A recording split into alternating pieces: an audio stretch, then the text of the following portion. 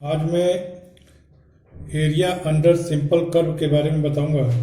तो जैसे मान लिया इसमें मैं दो केस लूँगा। पहले ये दोनों बहुत इम्पॉर्टेंट हैं, इससे क्वेश्चन ज़्यादा आते हैं और इसी की सहायता से और भी जो डिफिकल्ट केसेज हैं उसको भी हम निकाल सकते हैं। तो पहला केस तो इसमें ये होता है कि the area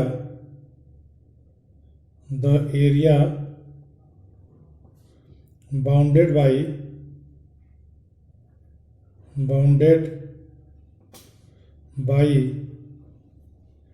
a curve y is equal to fx, x-axis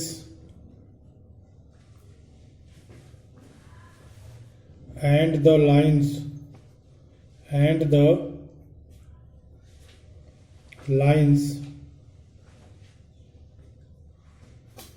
x is equal to a and x is equal to b।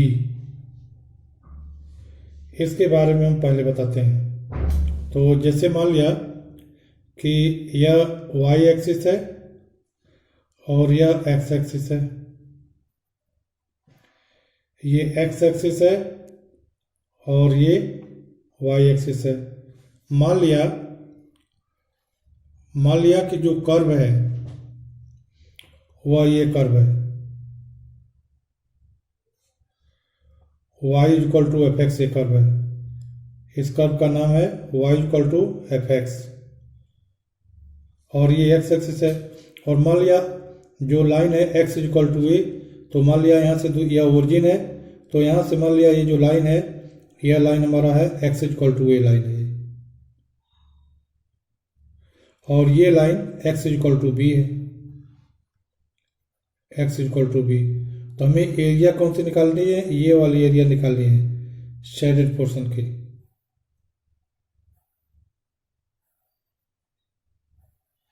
तो ये एरिया निकालने के लिए हम एक स्ट्रिप लेते हैं।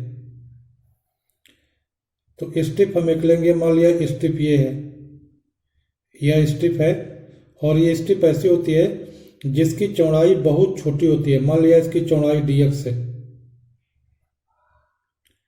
तो चूंकि यह बहुत छोटा है तो इसलिए यह जो डिस्टेंस यह जो है यह भी एक रेक्टेंगल जैसा हो जाएगा। क्योंकि डिस्टेंस बहुत छोटा है तो बहुत छोटे डिस्टेंस के लिए ये एक स्ट्रेट लाइन हो जाता है। तो यह जो स्ट्रिप पूरा जो है यह आपका एक रेक्टेंगल हो जाती है।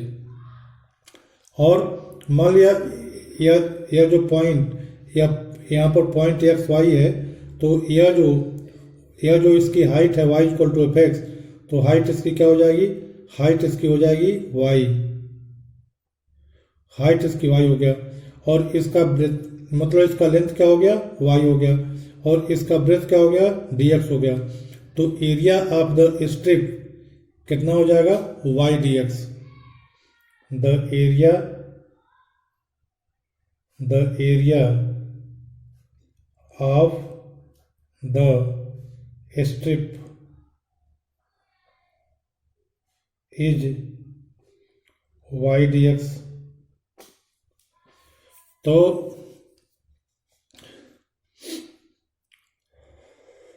यह पॉइंट, यह चूंकि y है इसलिए ये पॉइंट हमारा एक्स वाई है, समझ जाइए ये point x y general point है। तो y dx इस स्ट्रिप की एरिया है। अब यही स्ट्रिप जब हम ए से लेकर के बी तक कर देंगे तो पूरा जो शेडेड पोर्शन है जिसकी एरिया हमें निकालनी है ये एरिया आ जाएगी। Hence the area bounded by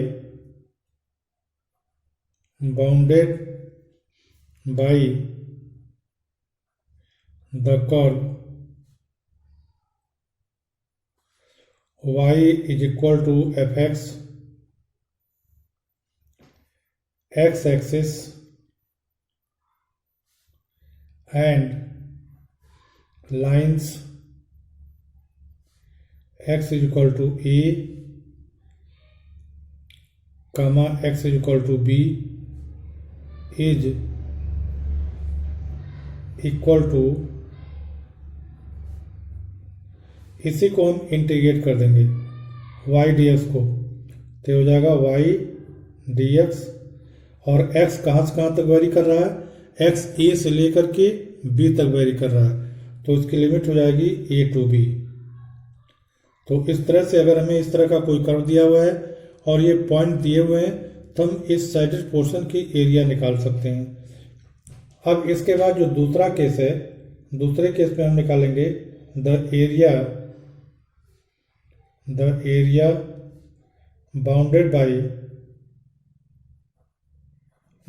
by the curve x is equal to fy and the lines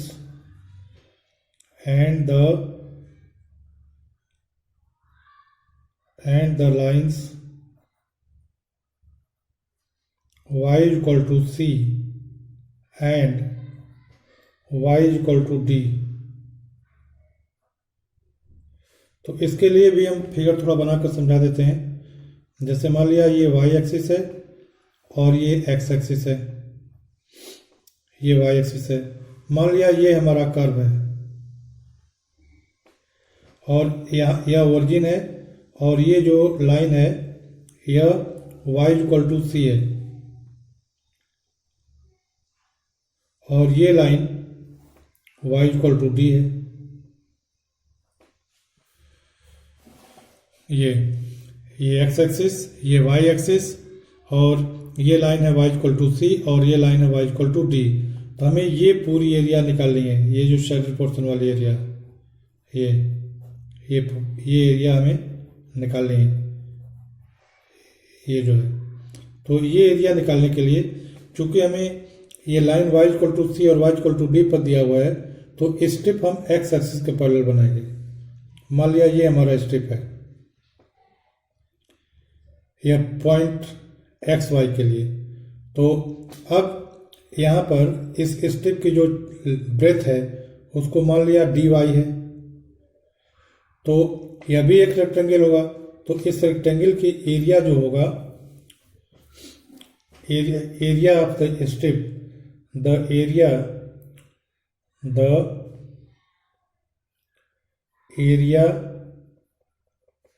of the strip,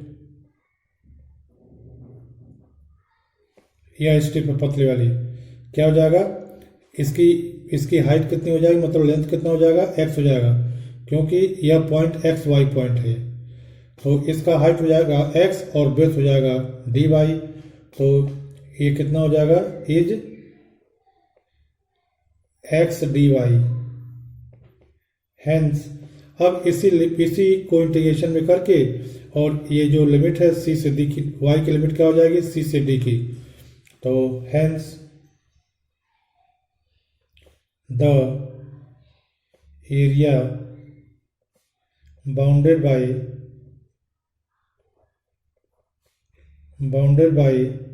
the curve x is equal to fy and lines y is equal to c, y is equal to d is equal to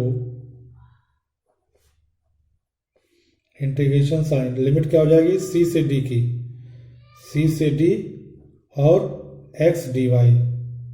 तो इस तरह से दो formula हमें मिल गए हैं। इसको समझ तो आप ले, लेकिन फार्मूला की तरह से हम इसको याद भी कर लेंगे। अगर जो कर्व है वह y equal to f x के फॉर्म का है तो हम ये फार्मूला लगाएंगे, और x equal to f y के फॉर्म का है तो ये फार्मूला लगाएंगे। एक और बात जान लीजिए, अगर लिमिट हमें x एक्सिस पर मिलती है तो हम y dx वाला फार्मूला लगाएंगे, अगर लिमिट हमें y एक्सिस पर मिलती है तो x dy वाला फार्मूला लगाएंगे। इस तरह से आज मैंने एरिया निकालने के लिए ये दो इम्पॉर्टेंट फार्मूला डिस्कस किया हूँ। इसकी सहायता से हम एरिया निकाल सकते हैं। अब नेक्स्ट टर्न पर मैं इसके न्यूमेरिकल प्रॉब्लम बताऊंगा। मैं समझता हूँ कि आप लोग दोनों मेथड समझ गए हैं, दोनों केसेस समझ गए हैं, और इसके बावजूद भी अगर किसी को कोई प्रॉब्लम है, कोई दिक्कत है तो कमेंट बॉक्स में कमेंट कीजिएगा, मैं उसको फिर से एक्सप्लेन कर दूँगा। Thank you.